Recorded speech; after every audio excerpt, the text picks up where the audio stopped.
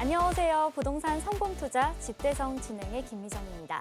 오늘 집대성에서는 공공택지 조성과 임대주택에 거주하는 청년과 신혼부부의 주거 수요에 대한 강의 내용 준비했고요. 이어서 지역 분석 시간에는 강남구 논현동과 서초구 서초동, 동대문구 전농동과 성동구 옥수동에 대한 소식들 준비했습니다. 집대성 참여 방법 안내해드릴게요. 방송 보시면서 소개해드리는 지역과 관련해서 궁금하신 부분 있으시거나 강의 내용과 관련해서 조금 더 자세하게 알고 싶다 하시는 분들은 02-6007-8336번으로 전화 주시면 전문가의 자세한 상담 받아보실 수 있습니다. 아울러 본방송에서 제공하는 정보는 투자 판단에 대한 조언일 뿐 해당 부동산의 가치와 수익률을 보장하지 않습니다. 여러분의 현명한 부동산 투자를 도와드리는 집대성, 오늘 준비한 순서 본격적으로 시작해 보겠습니다.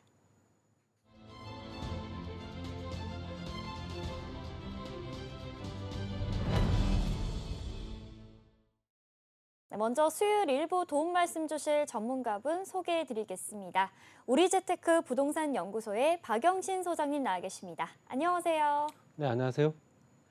오늘 준비한 내용은 이제 공공택지 조성에 관련된 내용이고요. 공공택지는 대부분 다 청년이나 신혼부부들을 위한 공공택지들이 대부분이기 때문에 실제로 그들의 주거 만족도라든가 또 선호도, 또 결혼이라든가 출산 이런 것들 연결되는 부분도 있습니다. 그런 부분을 가지고 한번 짚어보는 시간 갖도록 하겠습니다. 국가와 토지주택공사, 지자체처럼 공공기관에 의해 개발이 진행되는 토지를 공공택지라고 일컫는데요. 공공사업의 성격을 갖고 있어서 민간사업보다 가격적인 측면에서 부담을 덜 수 있다는 장점이 있습니다. 그리고 임대주택은 정부나 지자체가 국민의 주거 안정을 위해서 제공하는 주택인데요. 저렴한 임대료로 보다 안정된 주거 환경을 제공하는 것이 목표인데 오늘 전문가님께서 준비해 주신 공공택지 조성과 임대주택에 거주하는 청년과 신혼부부의 주거 수요는 어떻게 되는지 함께 살펴보도록 하겠습니다. 네, 오늘 이제 두 가지를 얘기할 건데요. 공공택지 조성은 어떻게 되고 있는지, 거기에 따라서 임대주택 거주하는 청년이나 신혼부부들은 또 그 수요가 얼마가 되는지, 그거에 대해서 한번 살펴보도록 하겠습니다. 일단 공공택지 공급 예정 물량을 한번 보게 되면 지역별 사업 유형별로 예제 나온 겁니다. 보시게 되면 과거 실적을 보게 되면 2018년도부터 22년도까지 전체 물량은 공공택지가 257만 가구였습니다. 그중에 수도권 지역이 129만 가구, 서울 지역이 32만 가구, 비수도권이 128만 가구. 그렇다는 얘기는 수도권과 비수도권이 거의 비슷한 물량이거든요. 거기에 광역지자체, 광역자치시가 48만 가구, 8개 도, 여기는 80만 가구 정도 되는데 이게 이제 과거 실적입니다. 현재로 봤을 때 이제 현재부터 앞으로 공급될 물량은 얼마가 되느냐. 이제 27년도까지니까 약 한 5년 정도 통계를 보게 되면 270만 가구니까 통계상으로 봤을 때 전체 물량은 늘어났죠. 그중에 수도권 지역이 158만 가구로 현재 29만 가구 정도가 늘어난 거고요. 과거 실적 대비했을 때. 서울 지역은 32만 가구가 50만 가구가 됐기 때문에 18만 가구가 정도가 늘어난 거죠. 그리고 비수도권 지역은 현재 128만 가구로 책정을 했으나 오히려 줄었습니다. 17만 가구가 줄어서 112만 가구 정도가 되는 거. 이거 5년 동안의 통계입니다. 1년간이 아니고요. 광역자치시 같은 경우도 52만 가구가 이제 4만 가구 정도 늘어나서 실제로 48만 가구에서 52만 가구가 된 거고요. 8개 도 같은 경우는 실제적으로 한 20만 가구가 줄었습니다. 이 얘기는 광역자치, 그다음에 8개 도, 그러니까 비수도권과 현재 비수도권뿐만 아니라 광역자치당 광역자치시라든가 광역시 이런 지역이나 8개 도 같은 경우는 물량들이 대거 줄은 걸 보실 수 있지만 수도권과 서울 지역은 늘어난 걸 보실 수 있죠. 인구 현재 실제적으로 집중 편중 현상이 굉장히 집중되다 보니 이제 수도권 지역이 아닌 비수도권 지역으로 인구를 분산시킬 수 있는 방법이 사실상 없습니다. 그렇다 보니 당연히 인구는 더욱더 많이 수도권 지역에 더 많이 포진할 테고 거기에 따라서 집을 필요로 하는 사람들 더 많이 늘어날 테지만 그럴 때 물량을 또 어느 정도는 받쳐줘야 되기 때문에 공공택지 물량을 당연히 수도권과 서울 지역으로 현재 많이 집중시킨 걸 보실 수 있고요. 그중에 공공택지가 실제적으로 88만 가구 정도 됩니다. 수도권에 62만 가구, 서울 지역이 5만 가구 정도 되고요. 정비 사업을 통해서 현재 실질적으로 공공택지가 어떻게 조성이 되느냐. 52만 가구 책정했고요. 그중에 수도권 지역이 37만 가구, 서울 지역이 24만 가구 정도 됩니다. 그리고 기타 민간 아파트 같은 경우는 공공택지 조성 비율이 작을 수밖에 없죠. 그래서 실제적으로 전체 66만 가구 중에 수도권이 23만 가구, 서울이 5만 가구.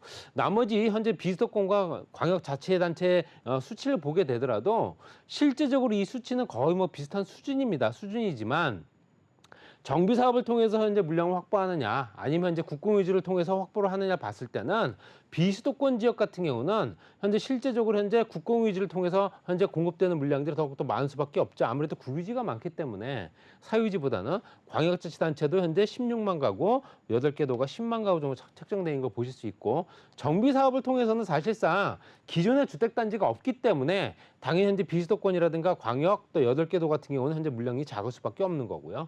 기타 민간 아파트 같은 경우는 이 수치를 보게 되면 비수도권 지역 같은 경우는 조금 이제 43만 가구 정도로 현재 물량이 좀 많은 걸 보실 수 있죠. 거기에 광역자치 같은 경우도 17만 가구 될 테고요. 8개 도가 26만 가구. 그러니까 결론적으로는 민간 아파트들을 조성할 수 있는 여건들을 충분히 만들어주고 거기에 공공택지 조성까지 같이 겸할 수 있는 여건들을 만들어내서 현재 각 지역적으로 흩어져 있는 사람들을 모으겠다. 뭐 이런 형태를 보실 수 있고요. 그렇게 안 하면 비수도권 지역 같은 경우는 현재 인구를 집중시킬 수 있는 조건들이 충분하지 않기 때문에 따라서 인프라 구축이라든가 기본적인 기반시설들도 같이 조성이 되는 거고요.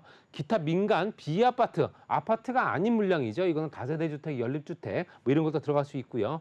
64만 가구 정도 되고요. 수도권 지역이 36만 가구, 서울 지역이 16만 가구, 15만 가구, 비수도권 지역이 28만 가구, 그다음에 광역이 5만 가구, 23만 가구. 이거는 말씀드린 대로 예정 물량입니다. 예정 물량이기 때문에 이게 확정 물량도 아니고요. 그렇기 때문에 당연히 이건 변화가 생길 수 있고요. 각 지역마다 조금씩 물량이 늘어나고 줄고 할 수 있다. 이렇게 참고하시면 될 것 같습니다. 거기에 수도권 공공택지 공급 예정 물량에 1, 2, 3차까지 봤을 때 어떻게 물량이 공급됐는가 봤더니 실제적으로 2023년도 11월 25일까지 통계를 보게 되면 3차까지죠. 거기에는 현재 구리 토평부터 오산 세계 용인 이동 지역에 현재 18,500가구, 3만 1,000가구, 16,000가구. 그다음 현재 2차에는 평택 지제면에 거기에 3만 3,000가구. 김포 한강 쪽이 2022년도에 공급이 됐죠. 4만 6,000가구. 실제적으로 14만 4,500가구 정도가 현재 실제적으로 예정되어 있는 물량들입니다. 이것들이 들어가는데 여기에는 11월에는 8만 가구 정도 규모의 신규 택지도 추가로 또 발표할 예정이기 때문에 플러스가 되겠죠. 지금 현재 발표된 내용이지 이게 입주한 물량이 아닙니다. 그렇게 당연히 이 물량들을 봤을 때 이것들이 앞으로 어떻게 조성이 되고 그 물량 변화가 어떻게 생기느냐 이거에 따라서 조금 더 변화는 당연히 일어날 수밖에 없다라고 말씀드릴 수 있고요. 그런 말씀드린 대로 공공택지를 조성하는 이유는 임대라든가 분양이라든가를 조금 더 민간 아파트보다는 좀 더 싸게 또 현재 오랫동안 거주할 수 있는 주거 안정을 목표로 하고 있기 때문에 당연히 공임대주택 거주하는 사람들은 대부분 다 청년이라든가 신혼부부입니다. 그러면 청년과 신혼부부가 만약에 내가 현재 실제적으로 임대주택 거주하는 청년이다라고 계산했을 때 실제적으로 현재 임대주택에 거주하는 사람이 난 결혼할 마음이 있다라고 생각을 하는 부분에 통계를 봤더니 43.2% 정도는 임대주택에 거주하는 청년이 결혼할 마음이 있다라고 생각을 합니다.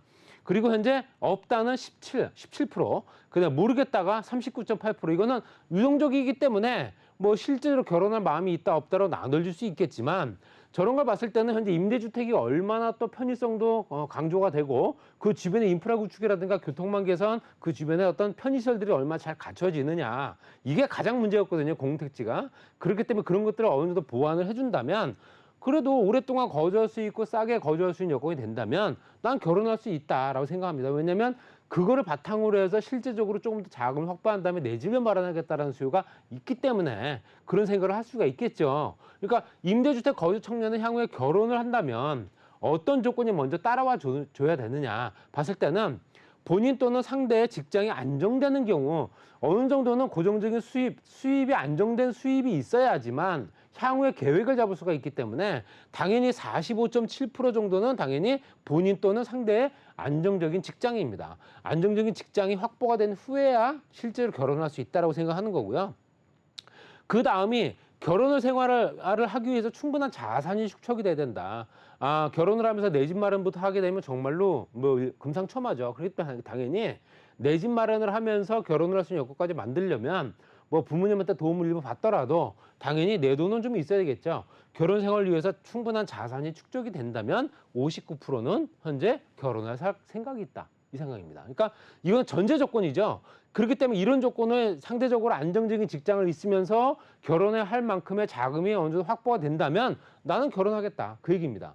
그렇기 때문에 이게 안 된다면 결혼을 안 하겠다는 얘기겠죠. 그러니까 그렇기 때문에 당연히 반대적으로 봤을 때는 요즘 경기 상황을 봤을 때는 실제적으로 결혼을 하겠다라는 비중보다는 안 하겠다는 비중이 더 많아질 수 있다라고 보여지는 거고요. 결혼 생활을 위한 주거가 해결될 경우 이것도 같이 이 세 개가 다 포함된 거라고 보시면 될 것 같아요. 그래서 당연히 본인이나 상대의 직장이 안정되면서 내 집 마련을 할 수 있는 여건이면서 실제적 결혼 생활을 위한 자산이 충분하게 축적이 된 다음에 내 집까지 있다면 나는 결혼하겠다. 52% 이겁니다. 그러니까 당연히 10명 중에 5명은 이 정도 조건이 선제적으로 갖춰진다면 결혼을 할 마음이 생긴다는 얘기지 이게 한 가지라도 빠진다면 실제적으로 결혼할 마음을 조금 더 뒤로 미룰 수밖에 없다는 얘기고 결혼할 사람이 생기면 한다는 얘기는 34.7% 정도가 차지하고 있는데 이거는 실제적으로 어느 정도 봤을 때 이 세 가지가 다 전체로 다 포함됐다 보시면 될 것 같아요. 결혼할 사람이 현재 실제로 있다 하더라도 이 조건이 갖춰지지 않는다면 안 하겠다는 얘기거든요. 그러니까 그런 게 이런 부분을 참고를 하셔야 될 필요가 있고 경기 상황과 청년들이 앞으로 어떻게 나가야 될지 그 사람들이 현재 소득을 차곡차곡 쌓아나갈 수 있는 여건들 자산이 축적될 수 있는 여건들 또 내 집 마련하는 조건들이 그만큼 원활할 수 있는 여건들 어렵지 않게 저렴한 가격으로 공급될 수 있는 것들 그렇기 때문에 당연히 공공임대주택을 찾을 수밖에 없는 거고요. 시작을 그렇게 하는 거겠죠. 그다음 공공임대주택 거주 청년 또는 신혼부부의 결혼을 하게 되면 출산도 생각해야 되지 않습니까? 요즘에 출산 비율이 정말로 뭐 역대 최저라서 세계 최저죠. 그렇다 보니까 아이를 낳지 않다 보니 결혼을 하게 되면 무조건 아이를 낳아야 된다라는 개념은 이제 없어진 지가 오래됐고요. 그렇다 보니까 공공임대주택이 결혼하는데 어느 정도 도움이 될 거냐라는 통계를 보게 되면 그렇다가 56.3%입니다. 실제적으로 결혼을 하는 현재 20, 30대 청년들은 대부분 다 어느 정도는 현재 자금을 준비해야 될 시기지 자금이 마련된 시기는 아니거든요. 그렇기 때문에 실제로 공공임대주택이 절실하게 필요한 겁니다. 일단 임대주택에서 시작을 하지만 거기서 시작을 하면서 발판을 잡고 당연히 내 자본을 취득할 수 있는 여건들이 충분히 만들어져야 되기 때문에 매우 그렇다까지 포함시키게 되면 거의 뭐 한 72% 정도 되겠습니다. 공공임대주택의 필요성이 그만큼 많이 강조가 되는 거고요. 청년들한테는. 그러면 공공임대주택이 출산에 도움이 되느냐 안 되느냐. 도움이 된다가 45%. 그리고 매우 그렇다까지 따지게 되면 현재 57% 정도 됩니다.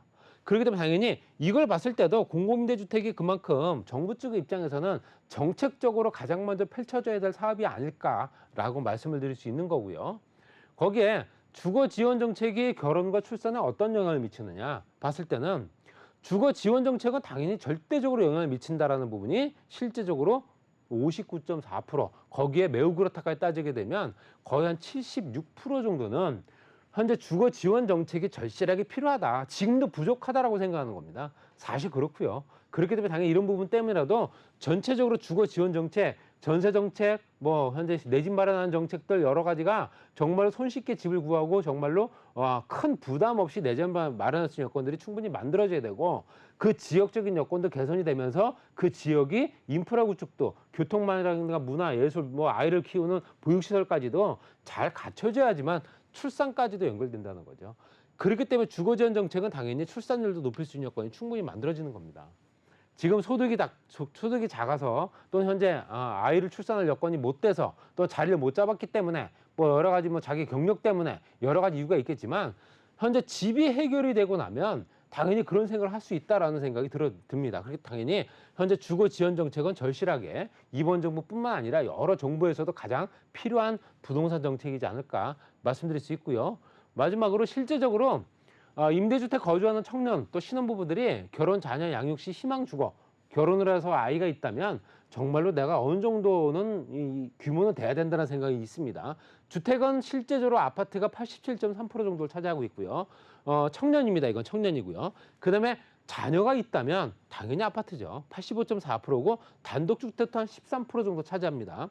그다음에 주택 면적을 봤을 때는 29.5%는 현재 전용면적 80평방미터 미만이기 때문에 실제적으로 현재 30평대 초반, 30평대 초반의 분양 아파트 정도면은 그래도 결혼을 할 수 있다라고 생각하는 거고, 또 현재 100평만 미터까지 미만도 현재 28.9%를 차지하고 있기 때문에 그래도 둘이 산다 하더라도 이건 청년이기 때문에 아직 결혼을 하고서 아이가 없는 거죠.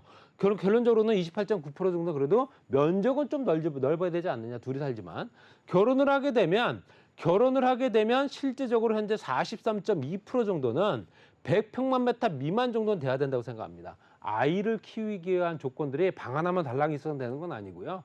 아이를 키우기 위한 여러 가지 현재 실질적인 소품들이 굉장히 많이 필요하거든요. 그것들을 갖출 수 있는 여건이 되려면 작은 집에서는 안 된다라고 생각하는 거고요. 26% 정도는 그래도 80평만 미터 미만 정도까지도 괜찮다 생각하는 거지만 절대적으로 아이가 있다면 100평만 미터, 30평, 40평대 아파트 정도는 돼야 된다라고 생각하는 겁니다. 그렇기 때문에 내 집 마련하기가 더욱더 어려울 수 있는 거고요.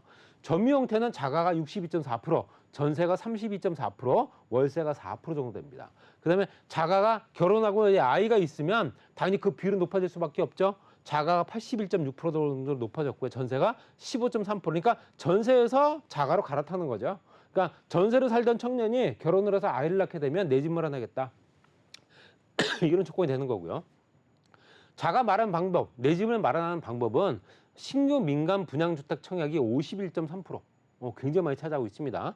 신규 공공분양주택 청약이 36.1%. 그러니까 실질적으로 이 비율은 신규 공공분양주택을 현재 선호하지 않는다라는 계산이 아니고요. 현재 실제로 공공분양주택 물량이 워낙 작기 때문에 그렇습니다. 워낙 작기 때문에 당연히 그 비율이 작을 수밖에 없는 거고요. 그리고 현재 아이를 낳게 되면 당연히 분양주택 같은 경우 55%, 신규 공공분양주택이 35%, 거의 차이는 없지만 그래도 실제적으로 자가 마련하는 방법을 따졌을 때는 신규 민양 분양 아파트를 가지만 그래도 내심 신규 공공분양주택이 정말 저렴하게 나왔으면 좋겠다는 생각들이 더 절대적이다. 이렇게 말씀드릴 수 있고요.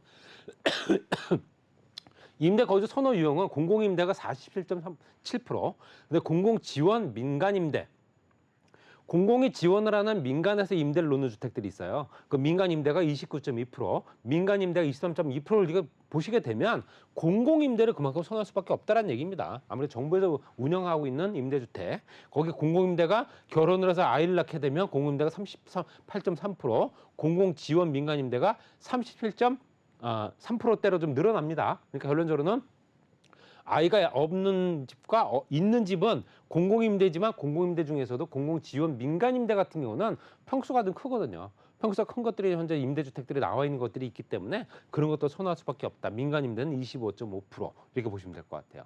그러니까 결론적으로는 공공주택, 공공임대주택, 공공분양주택 이런 것들이 많이 늘어나면 늘어날수록 실제적으로 청년들의 주택난은 해결될 수 있는 여건들이 충분히 만들어질 테고요. 거기에 따라서 현재 결혼할 마음도 생기고 결혼을 하면서 아이를 갖고 싶은 마음이 생긴다는 거죠. 현재 저출산율 때문에 굉장히 고심을 앓고 있는데 이 주거 정책을 통해서 실제로 저출산율을 조금 더 극복할 수 있는 여건이 충분히 만들어지지 않겠나 이런 말씀드리면서 정리하겠습니다. 네, 잘 들었습니다. 임대주택이나 이런 주거 지원 정책들이 결혼과 출산에 상당한 도움을 주고 있다는 사실 확인해 봤습니다.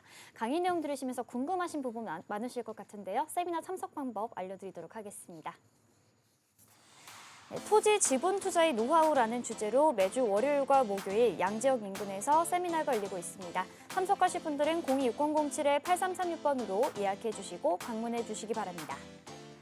네, 보통 아파트나 다세대 주택 등 주택 투자에 익숙하실 텐데 토지는 다소 생소하신 분들도 있으실 것 같아요. 세미나에 참석하면 어떤 내용들 얻어갈 수 있을까요? 토지 지분 투자는 비단 무슨 토지를 사가지고 내가 투자한다 이런 개념도 있겠지만 실제로 재정비 사업에 들어가는 부분에서 재개발, 재건축에 토지 지분이 상당히 영향을 많이 미칩니다. 지분이 몇 프로가 되고 지분이 몇 평이 됐느냐에 따라서 내가 공급받을 수 있는 분양 면적이 달라지거든요. 그렇기 때문에 당연히 이런 것들 투자하려고 또 재개발 예정 지역들 이런 지역들 투자들 많이 하시거든요.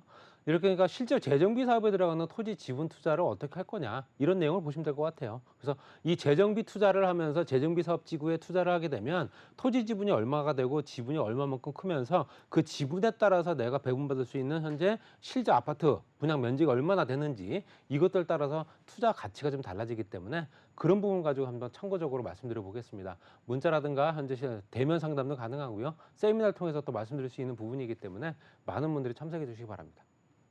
네, 소장님 강의 내용과 관련해서 궁금하신 부분 있으시거나 세미나 참석 희망하시는 분들은 026007-8336번으로 예약해 주시고 방문해 주시기 바랍니다. 그럼 이어서 소장님과 함께 만나볼 지역 화면으로 소개해 드릴게요. 네, 9호선 언주역 역세권입니다. 투룸, 쓰리룸 구조의 다세대 주택이고요. 공급 면적은 약 45.91제곱미터에서 93.22제곱미터로 다양합니다. 시세는 3억 2천만 원에서 4억 5천만 원으로 상회합니다. 네, 서울의 황금 노선인 9호선 이용이 편리한 곳이고요. 보문사로 대로변이어서 차량을 이용한 진출입도 편리한 곳입니다. 함께 만나보시죠. 네, 좀 빠르게 설명드리겠습니다. 언주역의 초역세권이고요. 신논현역과 현재 역삼역, 강남역, 위론 7호선의 논현역, 또 7호선 학동역까지 같이 이용할 수 있는 초역세권이고요. 반포IC 구간에 있는 경부고속도로 지하사업의 수혜 지역입니다. 그리고 3호선은 복합개발지구까지 연결되기 때문에 위치적인 입지가 굉장히 중요하다 말씀드릴 수 있고요. 거기에 또 주변 편의시설들이 워낙 좋기 때문에 대형 상권이라든가 먹거리 시장들 굉장히 풍부하죠. 젊은 층 유동 인구들이 워낙 많은 지역이다 이렇게 설명드릴 수 있습니다. 그리고 역세권 개발지구 지역으로 이제 지정됐기 때문에 도심기능 지원 강화 역세권 지구입니다. 그래서 당연히 역세권 지역이 그만큼 확대가 되면서 업무와 주거, 상업, 근생 이런 것들이 늘어나기 때문에 주변의 현재 토지들한테도 굉장히 크게 영향을 미칠 수밖에 없다 설명드릴 수 있고요. 강남 차병원 의료특구가 지정된 상황이다 보니 의료 관련 시설들의 건물들이 신축 건물이 늘어나면서 직장인들이 폭증하고 있는 지역이다. 이렇게 설명드릴 수 있습니다. 그리고 국제로 복합지구 같은 경우는 현재 5개 권으로 나눠서 개발을 하고 현대자동차 같은 경우도 현재 초고층 건물이 들어가느냐 마느냐 이거 가지고 결정이 아직 안 된 상황이고요. 판매, 전시, 아트홀까지 연결된 호텔까지 연결된 지역이다 보니까 말 그대로 복합개발 시설이고요. 지상 5개 권으로 나눠서 개발하는 국제로 복합지구 지하 구간 같은 경우도 지하 6층까지 개발이 되면서 GTX, A노선, 신호선, 위례신선, 트램까지 연결되고 복합 개발을 통해서 이 지하 도시가 또 거대 도시로 탄생되기 때문에 영동대로 통합 개발이 이루어진 지역이다 설명드릴 수 있습니다. 9호선 언주역 3분 초역세권이고요. 복층식 3룸과 실제적으로 현재 전용 면적이 20평 정도 됩니다. 화장실을 2개 갖추고 있기 때문에 아주 보기 드문 투자 가치가 상승 가능한 지역이기 때문에 이건 지분 투자로도 가능하지 않을까 말씀드릴 수 있습니다. 3억 2천만 원에서 4억 5천만 원. 또 2억 5천만 원에서 3억 6천만 원 전세 시세고요. 보증금 약 3천만 원에서 약 120에서 140만 원 정도. 대출 가능 금액이 1억 6천만 원에서 2억 2,500만 원 잡게 되면 투자 금액이 1억 3천만 원에서 1억 9,500만 원 정도 들어가는 매물이고요. 이런 매물을 통해서 지분 투자까지도 가능하다 설명드리겠습니다. 네, 강남구 논현동과 관련해서 궁금하신 부분은 026007-8336번으로 전화 주시면 전문가의 자세한 상담 받아보실 수 있습니다. 그럼 다음으로 만나볼 지역 소개해 드릴게요. 네, 3호선 신분당선 양지역 역세권입니다. 공급 면적 약 130제곱미터의 일체형 상가이고요. 시세는 11억 5천만 원에서 14억 원 선입니다. 자, 이번에는 상가를 알아볼 텐데요. 남부순환로 바로 이면에 접근성이 위치하고 있기 때문에 상당히 좋은 곳입니다. 함께 만나보시죠. 네, 양지역에 복합개발지구로 개발한다는 건 얼마 전에 발표가 됐고요. 경부고속도로 지하사업의 서초와IC가 바로 인근에 있기 때문에 그만큼 수혜지고요. 전철역에서 도보로 약 50초 정도의 초역세권 현재 30평 정도 되는 매물을 상가입니다. 그리고 GTX C노선이 연결되고 트리플 역세권이 되겠죠. 3호선과 신분당 현재 운행을 하고 있기 때문에 오른쪽에 강남, 왼쪽에 서초, 강남 역세권에 강남역까지 도보를 이용할 수 있기 때문에 이런 부분이 아무래도 추가적으로 가격 경쟁이 높아질 수밖에 없다라고 설명드립니다. 강남역, 신분당에서 양재 같이 이용할 수 있고 예전 아파트들이 재건축이 되면서 정말 초고가의 아파트 단지들이 다 이제 완성이 되는 거고요. 롯데라든가 삼성이라든가 대기업들이 운집해 있는 강남대로 주변에는 실제적으로 업무 시설 밀집 지역이다 보니까 대형 건설사뿐만 아니라 보험사 이런 어떤 중소기업, 벤처기업들이 워낙 많은 지역이죠. 업무 시설 밀집 지역에 상업시설까지 밀집되어 있는 강남역까지도 인근에 있기 때문에 굉장히 입지 여건이 우수하다 말씀드릴 수 있습니다. 그리고 경부고속도로 지하사업을 통해서 지하 구간이 개발이 되고 서초와 반포IC 구간이 복합문화예술단지, 주거 상업시설, 연구 개발소로 개발되기 때문에 이런 것들이 아마 직장인들 끌어들이고 주변 환경에 변화가 생기면서 주변에 굉장히 크게 영향을 미친다. 설명드릴 수 있습니다. GTX C노선이 의정부부터 1차 구간이 군포 금정까지인데요. 삼성역 다음 역이 바로 양지역입니다. 확정된 노선이고요. 트리플 역세권이 되면서 복합, 서초에 구청사까지 복합 개발로 진행되면서 실제적으로 현재 이 주변은 화이트존으로 지정이 돼서 그 주변에 4개 공원으로 개발되는 지구단위 계획구역을 중심으로 실제로 구청까지 개발되고 업무 시설과 복합 환승센터, R&D 업무, 현재 실제로 영화관, 오피스텔까지 같이 만들어지기 때문에 굉장한 시너지 효과가 있을 거다 말씀드릴 수 있고요. 양지 우면 ICT 조성이 이미 뭐 진행되고 있는 상황에서 삼성, LG, KT까지 연구 단지가 있고 현대까지 가세하겠죠. 그 주변에는 중소기업 벤처밸리까지 같이 만들어지기 때문에 일자리 창출과 기대 이상의 어떤 그런 투자 기대감이 조성되는 지역이다 설명드릴 수 있습니다. 체육세권 50초 정도 그래 체육세권이고 30평 정도 됩니다. 임대료가 높을 수밖에 없기 때문에 당연히 수익률 높을 테고요. 자영이라든가 임대료 활용 가치가 풍부하다 설명드릴 수 있습니다. 11억 5천만 원부터 14억 원 정도 형성돼 있고요. 보증금 약 5천만 원에 월 400에서 450만 원 정도. 8억에서 9억 8천만 원 대출받게 되면 3억에서 3억 7천만 원 정도 소요되는 매물이고요. 이런 매물도 실제로 보기가 드문 물건이기 때문에 한번 관심 가져보시기 바랍니다. 네, 02-6007-8336번으로 전화 주시면 전문가의 자세한 상담 받아보실 수 있습니다. 일부 도움 말씀 주신 박영신 소장님은 여기서 보내드리고요. 잠시 후 2부에서 인사드리겠습니다. 고맙습니다.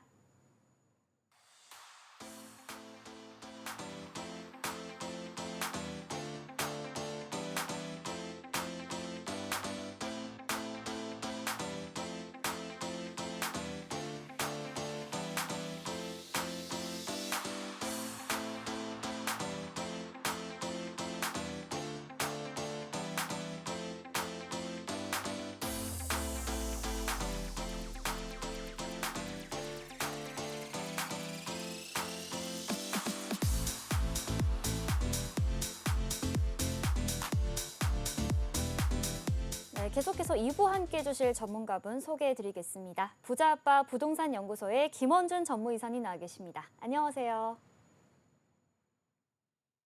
네, 또 보도자료, 서울시에서 보도자료가 또 나왔습니다. 26일자로 서울시 2030 서울시 주거환경 정비계획 개발 부분에 대해서 새롭게 고시가 될 예정인데요.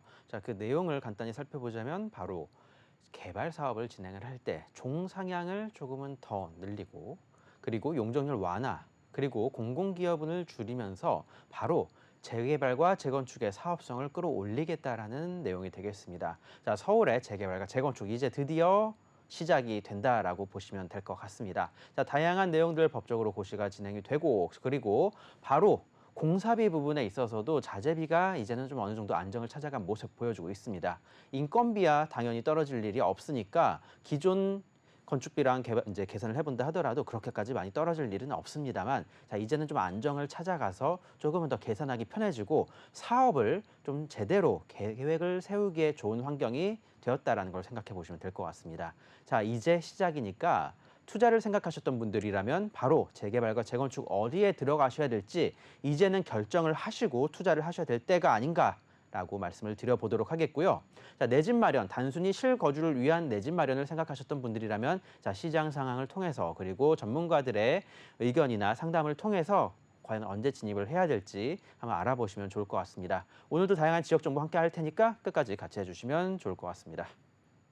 네, 재개발과 재건축 시장이 이제 본격적으로 꿈틀대기 시작하는 것 같습니다. 이러한 상황 속에서 어떤 지역을 내가 선택해야 할지 이사님과 함께 만나보도록 하겠습니다. 그럼 화면으로 소개해 드릴게요. 네, 1호선 경의중앙선 청량리역 도보 5분 거리에 위치한 다세대 주택입니다. 전용 면적은 약 29제곱미터이고요. 시세는 4억 7천만 원에서 4억 9천만 원 선입니다. 네, 강북의 새로운 교통 메카로 부상한 곳이 바로 이곳 청량리역 인근인데요. 이 일대 임장 가보시면요. 정말 청량벽해라는 말이 어울릴 정도로 고층 주상복합들이 즐비한 곳입니다. 앞으로 또 변화된 모습이 기대가 되는데 입지부터 시세까지 만나보시죠.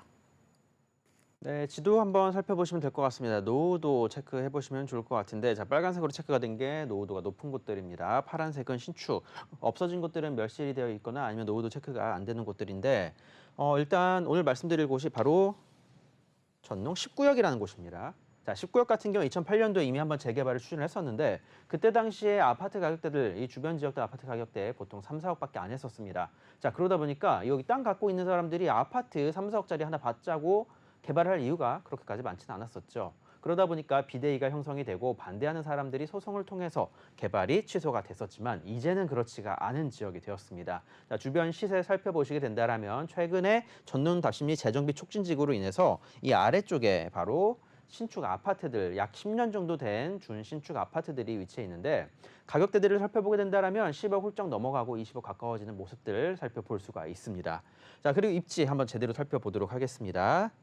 청량리역입니다. 자, 청량리역에서는 도보로 약 10분 정도 잡으시면 될 것 같습니다. 횡단보도를 하나 건너야 되다 보니까 도보 10분 정도 잡아보시면 좋을 것 같고요. 청량리역 같은 경우에 수많은 노선들 지나가고 있습니다. 자, 그 노선에 대해서는 잠시 뒤에 한번 말씀을 드리도록 하겠는데 옛날에 그 청량리가 아니라는 점을 일단은 머릿속에 놓고 한번 내용을 살펴보시길 바라겠습니다. 청량리역 같은 경우 예전에는 오래된 역사와 그리고 주변에 노후도가 높은 그런 홍등가 그리고 안 좋은 시설들 정말 많이 있었던 지역입니다. 하지만 이런 그렇던 지역들이 이제는 65층, 59층 아파트들이 줄 서 있는 그러한 지역으로 변화가 이루어졌습니다. 근 10년 동안 한 번도 안 가보신 분들은 한 번 정도는 방문하실 필요가 있다라고 저는 말씀을 드리겠습니다. 과연 어떻게 변화가 이루어졌고 우리 서울은 어떻게 앞으로 발전을 해 나갈지 청량리가 대표적으로 보여주고 있다라고 생각을 해보시는 게 좋을 것 같습니다. 자, 이와 함께 바로 19역 위쪽에 서울시립대가 형성이 되어 있습니다. 서울시립대는 뭐 걸어서 한 1분 정도 잡으시면 되니까 바로 집 앞에 큰 대학교, 망하지 않을 대학교가 하나가 있다. 서울시가 망하지 않는 이상은 망하지 않을 대학교입니다. 서울시립대 집 앞에 있다고 보시면 좋을 것 같습니다. 걸어서 10분 거리에 위치해 있는 다양한 노선들 지나가는 청량리역. 자, 도보 1분 권역에 형성이 되어 있는 서울시립대. 그리고 그 사이에 바로 서울시립대 사거리 쪽에 앞으로 면목선 서울시립대역이 또 들어올 예정이니까 그것까지 한번 기대를 해보셔도 좋을 것 같습니다. 청량리역 바로 위쪽에 형성이 되어 있는 이 노후도가 높은 곳은 바로 전농 9구역입니다. 공공재개발로 이미 추진이 잘 되고 있는 상태고요. 19역 바로 오른쪽에 형성이 되어 있는 곳은 바로 8구역입니다. 자, 주변에 정말 다양한 지역들이 개발을 추진을 하고 개발이 차근차근 진행이 되어 나가고 있습니다. 19역도 마찬가지고요. 지금 다시 한번 또 동의서 받고 있는 그런 기간이니까 다시 한번 잘 알아보시고 투자에 나서 보신다면 앞으로 정말 많은 변화가 일어날 곳에 내 집 아파트 하나 마련하시기에 괜찮은 환경이다. 투자하기에 좋은 환경이다라는 점 눈치를 채실 것 같습니다. 청량리역에 대해서 다시 한번 좀 알아보도록 하겠습니다. 청량리역이 도보로 약 10분 정도 거리에 있다라고 말씀을 드렸는데 이곳에 어떤 노선들 지나가느냐. 자, 지하철 1호선, 분당선, 경의중앙선, 경춘선, ITX 청춘선, 강북횡단선은 지금 예타 통과를 못했습니다. 그리고 면목선 예타 통과를 했기 때문에 실제 개발까지 얼마 남지 않았다. 약 1년에서 2년 정도면은 개발 계획 잡힐 거니까 자, 그때부터 역세권 개발 계획도 가능하다. 자, 이 역세권 개발 계획을 통해서 초고층 아파트로도 올릴 수 있는 그런 환경이 조성이 된다. 자, 하지만 지금 이미 다양한 개발들이 이제 추진을 하고 있으니까 이런 것도 생각해 보시면 좋을 것 같고요. 자, KTX 강릉선, 중앙선, 태백선, 영동선 중요한 거죠. 자, 이 GTX 비노선과 신호선 그리고 SRT도 이야기가 나오고 있는 상황이고요. 자, GTX 비노선과 신호선 두 개 노선이 지나갑니다. GTX가 두 개 노선이 지나가는 곳 어디죠? 자, 바로 이 청량역, 삼성역, 그리고 서울역. 자, 이런 곳들을 생각해 보신다면 과연 앞으로 미래는 어디에 투자를 해야 될지 예상이 드실 것 같습니다. 자, 면목선 같은 경우에도 지금 예타 통과를 했기 때문에 지금 바로 서울시립대역 바로 앞에 들어설 예정이다라고 생각해 보시면 좋을 것 같습니다. 약 2년 정도 뒤부터 개발 들어갈 예정이니까 그런 점들 생각해 보고 투자에 나서시라 말씀드리겠고요.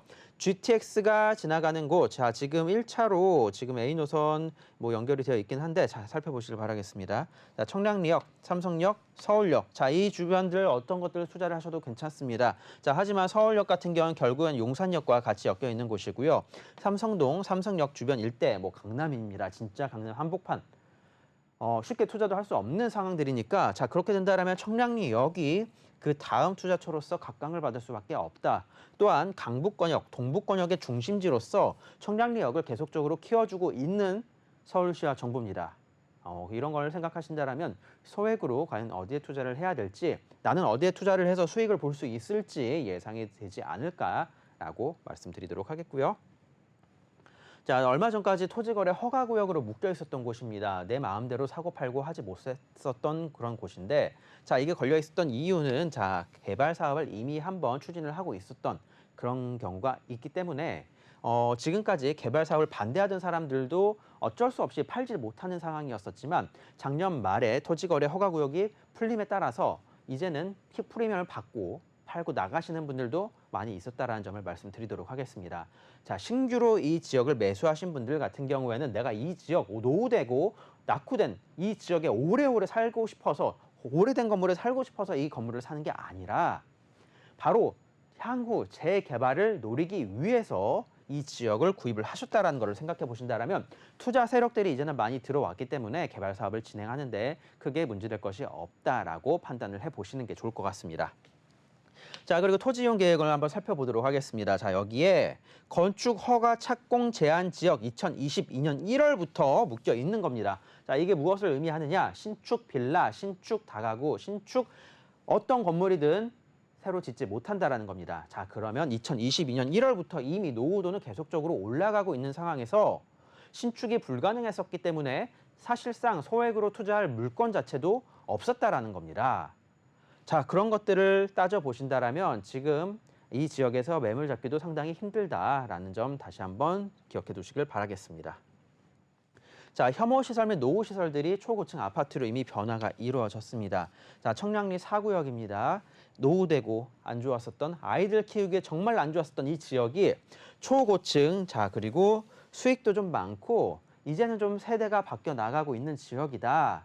라는 점을 생각해 보신다면 이 지역의 미래는 더욱더 밝아질 수밖에 없다 말씀을 드리겠습니다.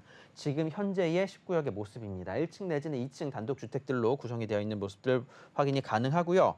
자, 도로가 좁습니다. 자, 지금 이 도로는 그래도 넓은 편입니다. 소방차 진입이 안 되는 조그만 도로들이 너무 많아요.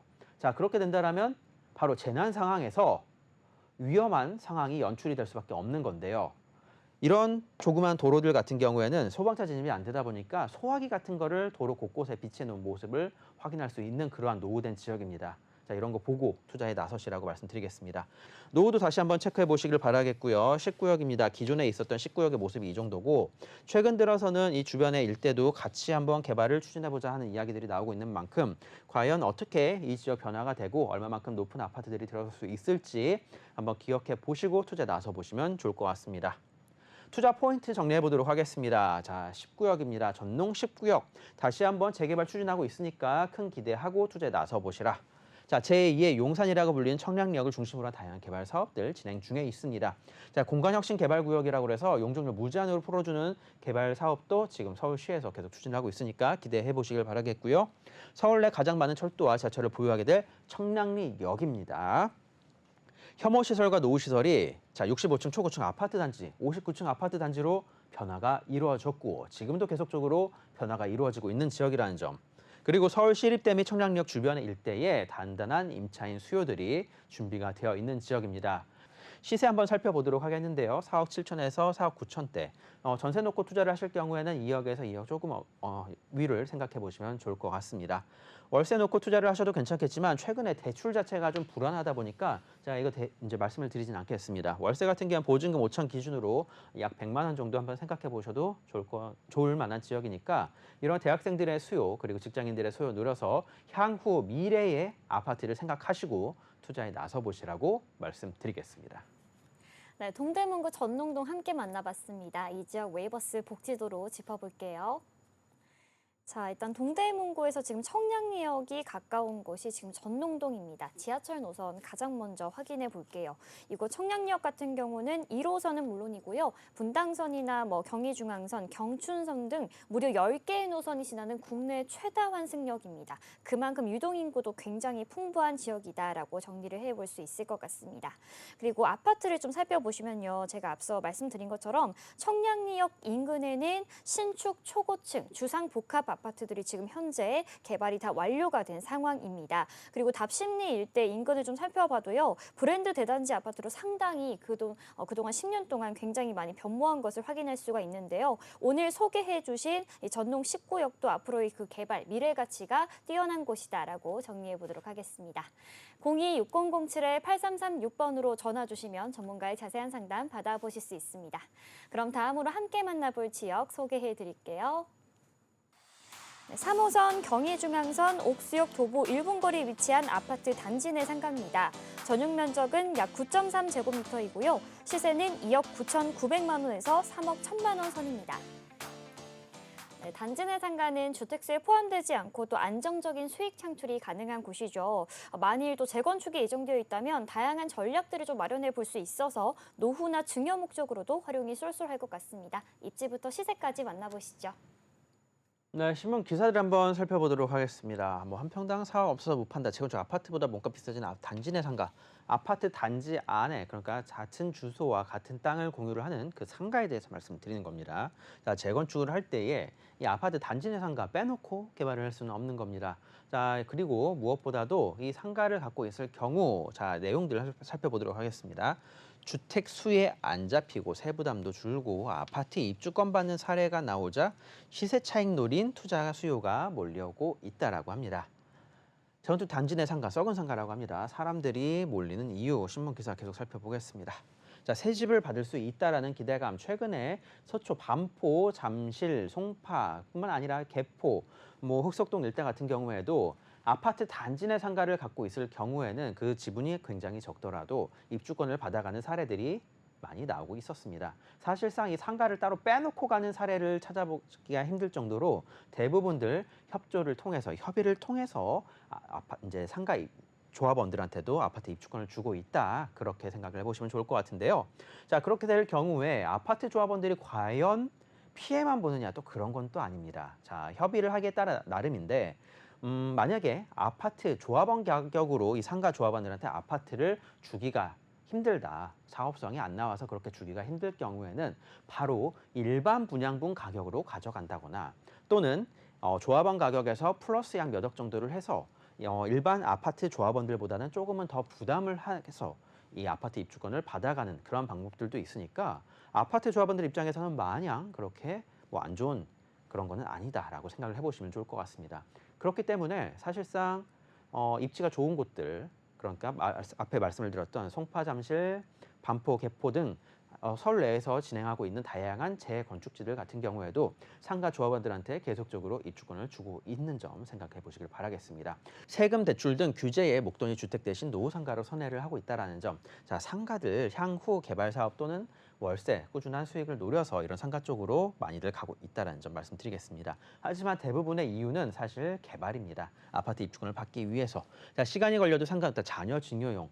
상가 같은 경우에는 내가 갖고 있다가 자녀한테 증여를 해줄 경우에 공시 가격 자체가 일반 주거용 부동산, 그러니까 아파트들보다도 공시 가격이 상당히 낮게 책정이 됩니다.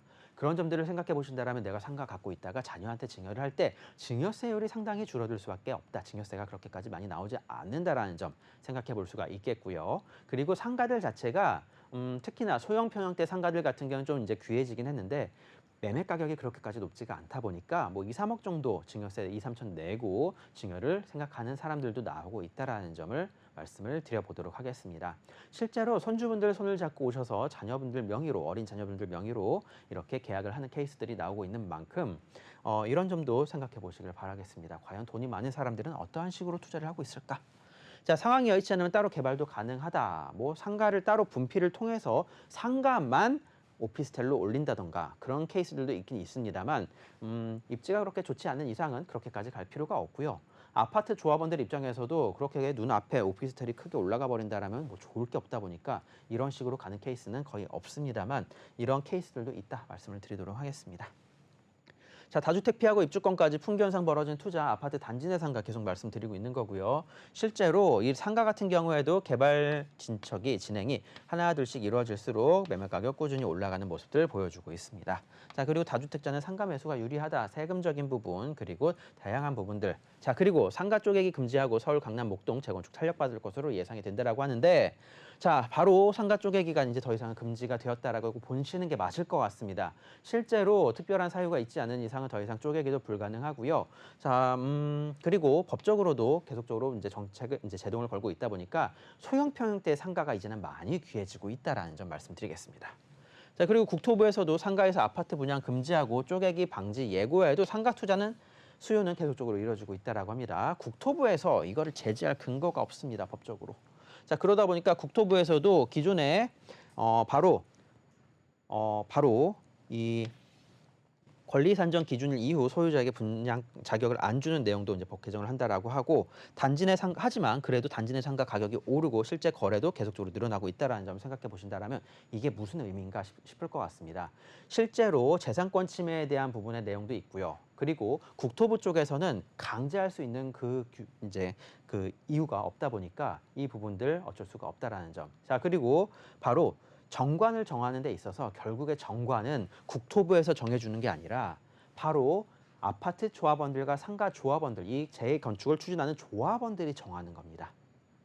그런 만큼 이거를 규제할 근거가 지금 현재로서는 크게 없다라고 생각을 하시는 게 맞고요. 기존에 구입을 하셨던 분들이라면 조금은 더 안심하셔도 되지 않을까 싶습니다. 자, 재건축 기대에 단지 내 상가 인기 1제곱미터당 최고 1억 5천까지도 오르고 있다라고 합니다. 자, 지분 쪼개기 더 이상은 불가능합니다. 자, 그리고 예전 둔촌주공 같은 경우에도 상가 한 칸에 주인이 여러 명이 있었던 케이스였습니다. 사실 그런 케이스는 더 이상 일어나서는 안 되는 거고요. 자, 한 호실에 주인이 한 명인 합법적으로 제대로 건축물 건축 등재가 되어 있는 것들 그런 것들을 살펴보시게 된다면 상가 한 칸에는 주인 한 명이 들어가는 게 맞습니다. 자, 그런 것들을 노려서 투자를 하라고 다시 한번 말씀을 드리는 겁니다. 자, 법을 한번 살펴보도록 하겠습니다. 도정법입니다. 도시및 주거환경정비법 여기도 나와 있습니다. 아파트 건물 각 동들과 상가 건물 과반 이상의 동의가 필요하다. 자, 재건축 시작할 때 조합 설립을 하기 위해서는 상가 동의가 필수적입니다. 자, 그런 만큼 이렇게 상가의 동의를 손에 쥐고 움직일 수 있는 케이스여야 좀 안정적인 투자가 가능하다라는 점 다시 한번 말씀드리겠습니다. 자, 지역 성동구 옥수동입니다. 바로 왼쪽에 용산 한남이 위치해 있고요. 한강변을 약 400m 끼고 있는 아파트 단지입니다. 자, 동호대교 건너게 된다면 압구정동. 눈앞에 사실 이 아파트 나와가지고 앞에 살펴보시게 된다면 압구정동 이 아파트들 쭉 줄 서 있는 모습들을 살펴볼 수가 있습니다. 역에서는 바로 1, 2분 거리니까 역세권 개발 계획 추진도 가능하다라는 점. 자, 그리고 이 지역 내에 계속적으로 업무 시설을 이제 입점을 시키려고 계속적으로 노력을 하고 있습니다. 다양한 업무 시설들과 개발 사업 앞으로 진행될 예정이니까 큰 기대하고 투자 나서 보셔도 좋을 것 같고요. 자, 주변 일대 아파트 시세 계속적으로 올라가고 있기 때문에 더 이상 제가 알아보기가 힘들 것 같습니다. 말씀드렸었던 아파트들도 계속적으로 신고가 찍어 나가고 있습니다. 바로 신고가 찍어 나가고 있는 거 실제로 거래 내역 살펴보시고 찾아보시길 바라겠고요. 자, 현재 용적률이 낮고 3종 또는 상업지구에 재건축 시 추가 용적률을 받을 수 있는 역에 가까운 곳이 좋습니다. 이러한 것들 노려서 투자하라고 말씀드리는 거고 한강변에 위치해 있으면서 용산권역의 인프라 활용 가능하면서 자, 2개의 지하철 노선이 위치한 아파트 단지 내 상가입니다. 인근 재개발과 재건축으로 한강변 명품 주거지역으로 개발을 할 거니까 앞으로 미래의 재건축 한번 기대해보고 투자 나서보시길 바라겠고요. 아파트 단지 내 상가 소유권 확보로 조합 자격 및 세테크가 가능하다라는 점. 자, 그리고 주택수에 포함이 되지 않으면서 향후 재건축을 노릴 수 있는 투자라는 점 말씀을 드려보도록 하겠습니다. 시세 한번 살펴보도록 하겠는데 시세 약 3억 전후 금액대 살펴보시면 좋을 것 같습니다. 대출 역시나 지금 대출 상황 계속적으로 변화가 있는 상황이기 때문에 대출에 대해서는 말씀드리지 않겠고요. 자, 일부 활용을 하시게 된다라면 월세 그렇게까지 많이 나오진 않습니다만 일부 월세 받아 가시면서 향후 재건축까지 노릴 수 있는 투자 방법이라는 점 말씀드리도록 하겠습니다. 네, 026007-8336번으로 전화 주시면 전문가의 자세한 상담 받아보실 수 있습니다. 본방송에서 제공하는 정보는 투자 판단에 대한 조언일 뿐 해당 부동산의 가치와 수익률을 보장하지 않는다는 점 기억해 주시고요. 아쉽지만 오늘 저희가 준비한 소식 여기까지입니다. 시청해 주신 여러분 고맙습니다.